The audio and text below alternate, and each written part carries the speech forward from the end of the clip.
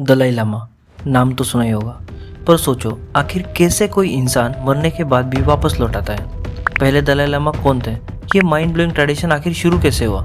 बात सोचो दोस्तों कि जिन्हें पूरी दुनिया शांति के प्रतिनिधि कहती है, फिर आखिर चाइना को इनसे इतनी बड़ी दिक्कत क्या हो गई। चाइना चाहता है कि अगला दलाई लामा उसके कब्जे में हो, लेकिन तिब्बती समुदाय और दुनिया भर के पूरे लोग इस चीज़ को रोकने में पड़े हुए हैं। अगला दलाई लामा कौन होगा, पपेट या असली आवाज़। सीन बहुत गहरा है दोस्तों, चलिए बात का लॉजिक में पूरी कहानी समझते हैं।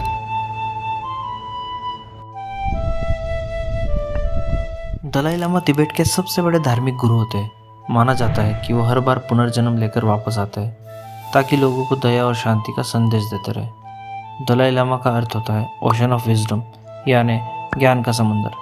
यह परंपरा 15वीं सदी में शुरू हुई थी, जब पहले दलाई लामा बने, जिनका नाम था गेंदोन रुप। उन्होंने गेलुग नाम का एक स्कूल बनाया।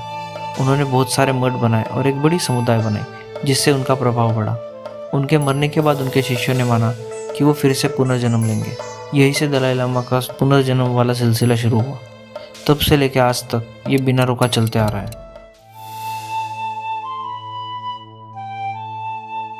ये तो हो गई पुरानी बातें दोस्तों।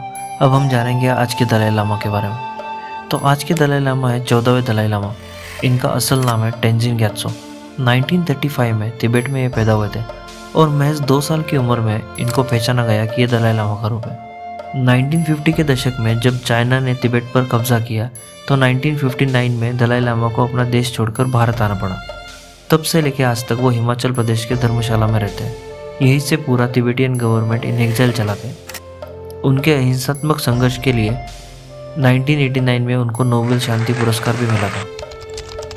वो कहते हैं ना, इंसान कितना भी अच्छा हो लेकिन कंट्रोवर्सी से भाग नहीं सकता। 2 साल पहले 2023 में एक छोटी कंट्रोवर्सी भी हुई थी, जब एक ऑकवर्ड वीडियो वायरल हुआ था, जिसमें दलाई लामा ने एक छोटे बच्चे के साथ मजाक में ऐसा कुछ कर दिया जो लोगों को बहुत अजीब लगा था।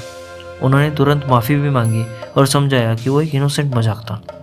इससे उनकी इमेज पर ज़्यादा फर्क नहीं पड़ा, लेकिन ये पिक्चरें काफ़ी सुर्खियों में रही थी। चाइना के लिए दलाई लामा एक सेपरेटिस्ट ही नहीं, एक सिंबल है जो तिब्बत की अलग पहचान को जिंदा रखता है। इसी वजह से चाइना को लगता है कि तिब्बत उसके कंट्रोल से बाहर जा सकता है। हिस्ट्री में देखो तो 1995 में भी चाइना ने पेंचेन लामा को अपने हिसाब से अपॉइंट कर लिया था और असली पेंचेन लामा को गायब कर दिया था।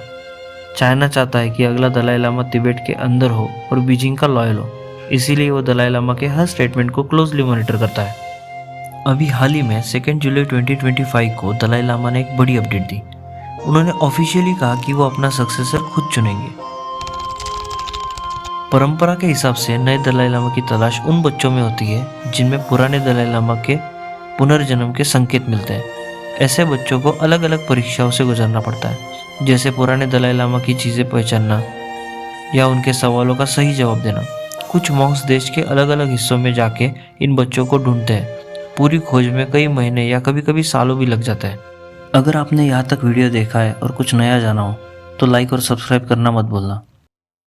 अब हम जानेंगे सबसे इंटरेस्टिंग पहलू, क्या 2 दलाई लामा हो सकते हैं? अगर 2 दलाई लामा बनते हैं, एक असली जो एग्जाइल कम्युनिटी और दुनिया फॉलो करेगी, और एक चाइना का बनाया हुआ, तो तिब्बतियन बुद्धिज्म 2 हिस्सों में बढ़ सकता है। अंदर तिब्बत में चाइना का वर्जन फोर्स किया जाएगा और बाहर असली दलाई लामा को ही माना जाएगा। इससे एक धार्मिक ट्रेडिशन एक पॉलिटिकल वेपन बन जाएगा। एक तरफ फेथ और फ्रीडम तो दूसरी तरफ चाइना का कंट्रोल।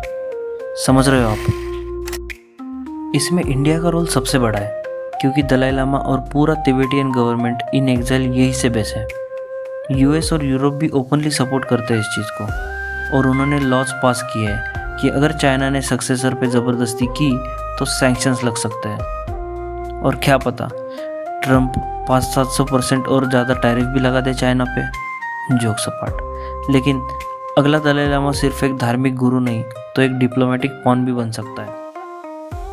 तो कुल मिला के बात यह है कि दलाई लामा एक जीवित लेजेंड ही नहीं, वो प्रूफ है इस बात का कि जब लीडरशिप में दया और हिम्मत हो तो दुनिया की सबसे बड़ी पावर भी उस आवाज़ को दबा नहीं सकती। आपको क्या लगता है, क्या असली दलाई लामा की लीगेसी जीतेगी या चाइना अपना पपेट बना ही देगा? अपनी राय कमेंट में बताओ। बात का लॉजिक को सब्सक्राइब करो, बेल आइकॉन दबा दो। मिलते हैं अगले वीडियो में। नमस्ते।